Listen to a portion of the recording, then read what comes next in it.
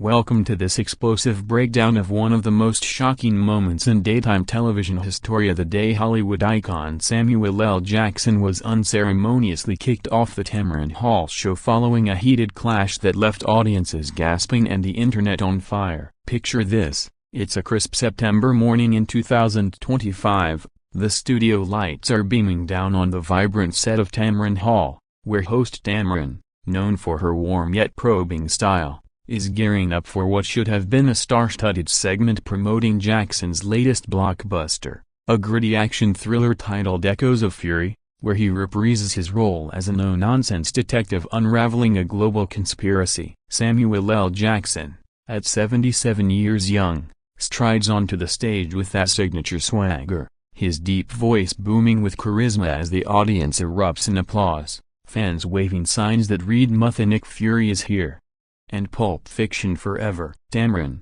dressed in a sleek emerald green pantsuit that accentuates her poised elegance, greets him with a wide smile and a firm handshake, the kind that says, "We're about to have a real conversation." The interview kicks off smoothly enough, with Tamron diving into Jackson's illustrious career and touching on his Oscar-nominated turns in films like Pulp Fiction and his enduring legacy as Marvel's Nick Fury, the eye-patched mastermind who's commanded screens for over a decade. Jackson, ever the storyteller, regales the crowd with anecdotes from the set of The Avengers, mimicking Chris Hemsworth's Thor hammer swing with exaggerated flair, drawing peals of laughter that echo through the studio. But beneath the surface, there's a subtle undercurrent of tension. Whispers from insiders suggest that Tamron's producers had prepped her with a list of edgier questions, aiming to spice up the ratings amid a competitive fall season where shows like The View and The Talk are pulling out all the stops for viral moments. As the segment progresses, Tamron shifts gears, her eyes sharpening as she leans forward and asks about Jackson's views on Hollywood's ongoing reckoning with diversity and representation, a topic that's been roiling the industry since the #Oscars So White movement reignited in 2024 with fresh allegations against major studios. Jackson nods thoughtfully at first, praising progress in projects like Black Panther, Wakanda Forever, but then he pauses, his brow furrowing slightly as Tamron presses further, inquiring pointedly about rumored tensions on the set of his new film involving a co-star's insensitive comments on race. The air thickens, the audience quiets, sensing the pivot from light-hearted banter to something more charged. Jackson, known for his unfiltered candor, responds with measured intensity, defending his collaborative spirit while subtly calling out what he sees as performative allyship in Tinseltown. Tamron, undeterred, counters with a follow-up that catches him off guard.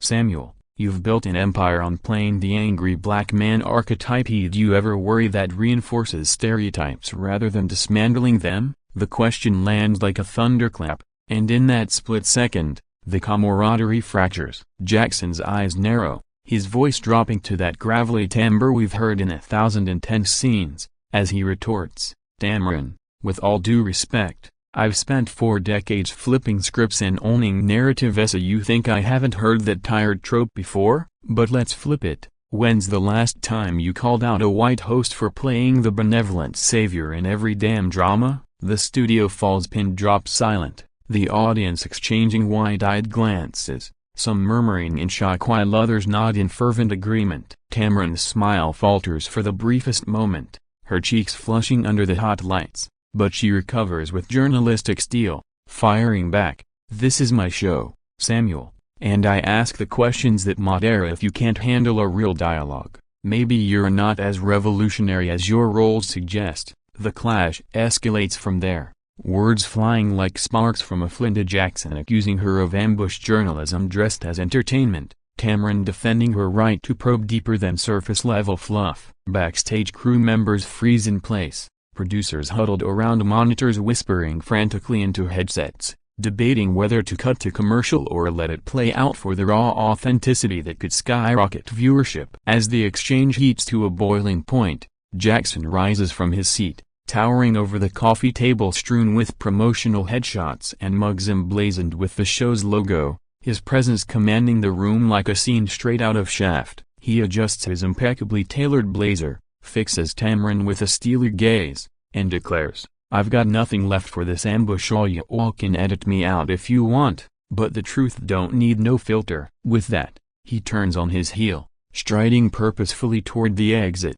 the audience parting like the Red Sea as he passes, some cheering his exit while others sit stunned, phones already out capturing every second for social media immortality. Tamron, left momentarily speechless, signals to her team with a subtle hand gesture, and in a move that's equal parts damage control and bold assertion, a stage manager steps forward, mic in hand, announcing with forced calm, "Due to unforeseen circumstances, we'll be taking a quick break, stay tuned." But the damage is done. Jackson's departure isn't just a walk-off, it's a statement, a mic drop heard around the world, igniting debates on respect, race, and the boundaries of talk show discourse that would dominate headlines for weeks. As the cameras cut away, the control room erupts in chaos, executives dialing agents and publicists, while Tamron composes herself off-air, sipping water and conferring with her co-hosts, her mind racing through the potential fallout. Little did they know, this wasn't just a bleep, it was the spark that would fuel endless analysis, memes, and think pieces, reshaping how we view celebrity interviews in an era where every word is weaponized. And as we delve deeper into this saga, we'll uncover the layers of backstory, the personal stakes, and the cultural ripples that made this moment unforgettable. But for now, hold on to your seats, because the real fireworks were just beginning. Diving deeper into the prelude of this seismic showdown, let's rewind to the weeks leading up to that fateful episode, where the seeds of discord were quietly sown amid the glitzy machinery of daytime TV production. Samuel L. Jackson, fresh off a whirlwind press tour for echoes of fury of film critics are already hailing as a return to his 90s glory days, with pulse-pounding chases through neon-lit urban sprawls and monologues that could curdle milk, had been a dream guest on paper. His publicist, the legendary powerhouse Etta James, no relation to the singer, but with equal soul, had handpicked the Tamron Hall Show as a safe space for a substantive chat, citing Tamron's roots as a respected NBC News correspondent who transitioned to syndication with grace and grit. Tamron herself, born in Dayton, Ohio, and forged in the fires of covering Hurricane Katrina and interviewing presidents, had built her eponymous show since its 2019 debut into a haven for authentic conversations, blending celebrity sparkle with hard-hitting segments on social justice. Ratings were solid but stagnant that fall, hovering around 1.2 million viewers per episode, and her team was hungry for that elusive viral hit to edge out competitors. Enter the pre-interview prep, a late-night strategy session in Tamron's Manhattan office, where producers pored over focus group data showing audiences craved unfiltered truth from stars, especially on thorny issues like Hollywood's diversity quotas post-2023 strikes. They armed Tamron with dossiers on Jackson's pasta, his outspoken criticism of Quentin Tarantino's N-word usage in Django Unchained, his advocacy for gun control after Sandy Hook, and more recently, his fiery X, formerly Twitter, threads calling out deepfakes in film that erased black actors from history. The goal? Humanize the icon while stirring the pot just enough to trend. Meanwhile, across town in a sleek Tribeca loft, Jackson was decompressing with his wife LaTanya Richardson, a Tony-winning actress in her own right, over vegan soul food to collard greens sans ham hock and cornbread baked with almond flour. He scrolled through fan edits of his Marvel scene set to hip-hop anthems, chuckling at the devotion, but confided to LaTanya his wariness of gotcha interviews, recounting a recent podcast where a host grilled him on Scientology rumors without basis. "These kids think shock value trumps substance," he grumbled, sipping ginger tea, his voice a rumble like distant thunder. LaTanya, ever the sage, advised, "Go in eyes wide open, baby, own the room, but don't let 'em bait you into their circus." The day of taping arrives under a canopy of overcast skies, the studio buzzing with pre-show energy, makeup artist stabbing concealer on Jackson's forehead to minimize shine under the clean lights, wardrobe assistants steaming his crisp white shirt to perfection, and audience wranglers herding a diverse crowd of superfans, many donning Bad Mutha Shut Yo Mouth tees from his 2002 album. Jackson arrives early, charming the crew with stories of pranking John Travolta on the Pulp Fiction set by hiding his script pages, his laughter infectious and disarming. Tamron, In her dressing room, practices her opener in the mirror. Samuel, you've redefined cool for generations. What's the secret sauce? Feeling the adrenaline of a big get. The green room chat is cordial, over cucumber-infused water and fruit platters. They bond over shared Mississippi roots, a Jackson's Chattanooga upbringing mirroring Tamron's journalistic sojourns through the South. He compliments her pivot from news to talk, saying, "You kept the edge, so no fluff here," and she beams, envisioning a seamless flow. But as the stage manager calls 5 minutes, the dynamic shifts imperceptibly. Tamron glances at her notecards, the bolded question on stereotypes glaring back like a dare. Jackson, sensing the room's pulse quicken, mutters to his handler, "Let's keep it real, but not raw. I've got a flight to catch for that Cape Town reshoots." The theme music swells. "I'm Gonna Be Strong" by Roberto Flack, Tamron's empowering anthema, and the host emerges to thunderous applause, introducing Jackson with effusive praise, a man who's voiced every cartoon from Afro Samurai to The Incredibles, and commanded the MCU like a boss. Please welcome the one, the only, Samuel L. Jackson. He bounds out, waving regally, settling into the plush armchair that creaks slightly under his frame. The first 10 minutes fly by in a haze of highlights. Jackson recounts nearly botching his snakes on a plane. Screama, "I channeled my inner Mariah that day." And Tamron laughs genuinely, the chemistry crackling like static electricity. Then comes the turn, that fateful question slipping from her lips with the precision of a scalpel, slicing through the goodwill. Jackson's response isn't rage-fueled but rooted in decades of navigating a whitewashed industry, his eyes locking onto hers, unflinching, as he unpacks the archetype accusation with surgical precision, citing roles in Jackie Brown and Unthinkable that subverted expectations. Tamron, fueled by her own history of being the token black voice at MSNBC, pushes back harder than anticipated, her tone sharpening into something accusatory. But Samuel, intent doesn't erase impact. Fans see you as the rage machine, not the mentor. The audience shifts uncomfortably, a few claps for Jackson's defense drowned out by the tension. What started as dialogue devolves into debate, voices overlapping in a cacophony of conviction, a Jackson gesturing emphatically with those long-fingered hands that have wielded lightsabers and briefcases of cash, Tamron leaning in, her necklace glinting like a badge of authority. Off-camera, a producer signals frantically, "Wrap it." But momentum carries them forward, each word a volley in an unforeseen battle. As Jackson stands, the final straw pulled, a Tamron's quip about celebrity fragility. The room exhales collectively, the stage manager's intervention swift and unyielding, escorting him off with apologies that ring hollow. In the aftermath's immediate haze, crew members buzz like bees, some whispering admiration for Jackson's poise, others loyalty to Tamron's boldness. This wasn't mere celebrity spat, it was a collision of titans, exposing fault lines in media's pursuit of realness at any cost. And as clips leaked within minutes, thanks to a sneaky audience member's live stream, the world tuned in, dissecting every frame for clues to the unraveling. But to truly grasp the depth, we must explore the personal histories that fueled this fire, the unspoken grievances each carried into the arena of amplified voices. To unpack the heart of this confrontation, we must journey into the personal tapestries of Tamron Hall and Samuel L. Jackson, two trailblazers whose paths converged in a storm of shared triumphs and private scars, revealing how individual journeys can ignite public infernos. Tamron Hall, the only child of a schoolteacher mother and electrician father in Luling, Texas, a small town where Friday night lights outshone Broadway dreams, grew up devouring Walter Cronkite broadcasts, her tiny hands clutching a toy microphone fashioned from a hairbrush. By 16, she was anchoring local high school news, her voice steady even as peers mocked her big city aspirations. College at Temple University sharpened her edge. Internships at KWTX-TV in Waco exposed her to the raw underbelly of reporting, covering church burnings in the 90s South, where she first tasted the sting of racial microaggressions from editors who softened her stories for white viewers. Her big break came at MSNBC in 2007,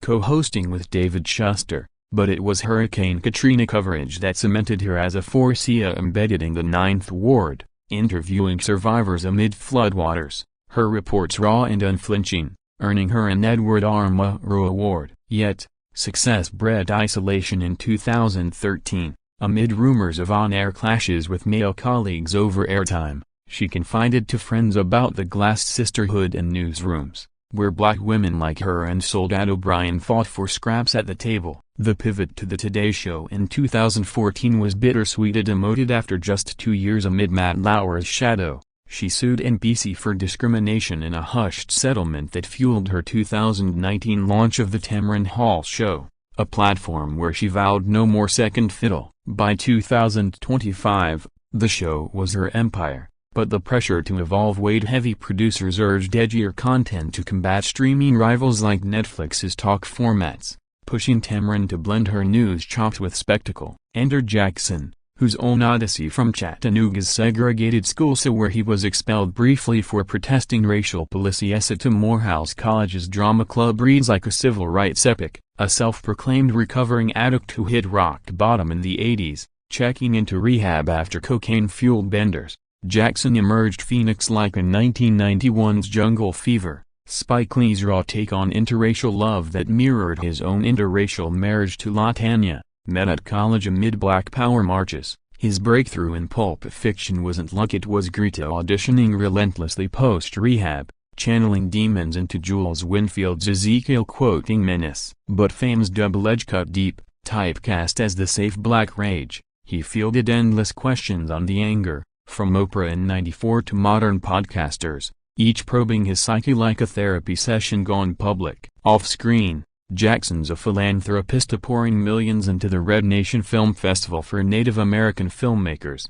mentoring HBCU students through his Samuel L. Jackson Foundation. Yet media often reduced him to sound bites, ignoring the quiet activist who boycotted the 2016 Academy Awards over snubs. By 2025, post-MCU fatigue had him selective, choosing projects like Echoes of Fury for their subversion of his detective character grapples with systemic bias, a met nod to his career. These backstories collided on that set like tectonic plates. Tamron, the interviewer scarred by tokenism, seen in Jackson a symbol to deconstruct Jackson, the interviewee weary of dissection, viewing her queries as echoes of old dismissals. When she posed the stereotype question, it wasn't abstract, it evoked Tamron's own battles with being labeled sassy in news meetings, a defensiveness masked as curiosity. Jackson's retort, laced with cis-turn-sharp, stemmed from years of defending his authenticity against white gazes,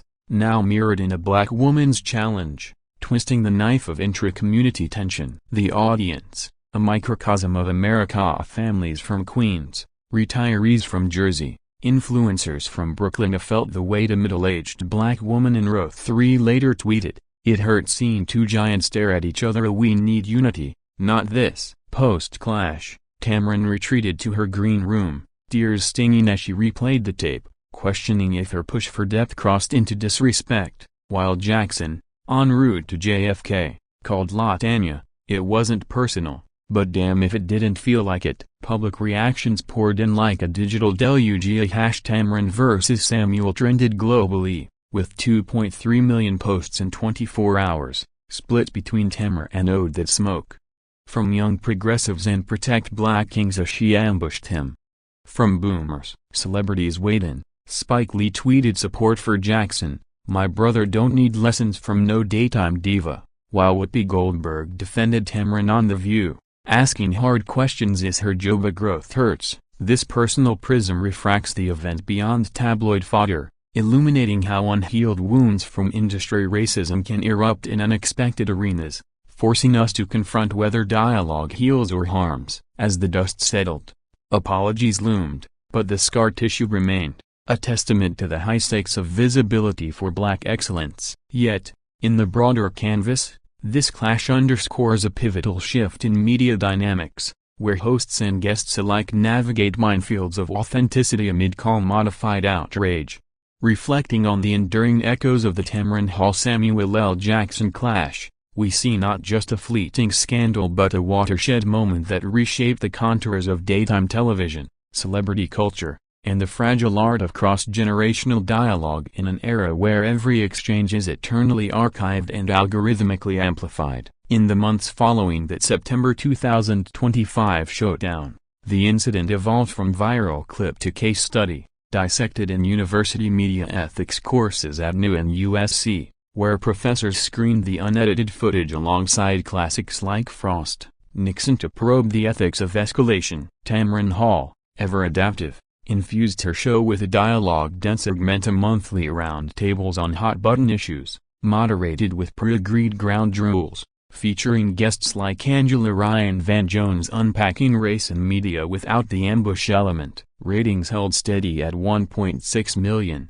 but deeper metrics shown, audience retention up 22%, with surveys citing more thoughtful content as the draw. Tamron's personal growth manifested in her sophomore book Clash and Carry On, a bestseller blending memoir with media manifestos, where she reflected, "Pushing boundaries is my North Star, but so is pulling people together. Sam taught me that." She and Jackson mended fences publicly at the 2026 NAACP Image Awards, sharing a stage for a Healing in Hollywood panel, their banter. Jackson quipping, "Tamron, next interview, golf carts only, no carts off the green," drawing standing ovations and signaling unity.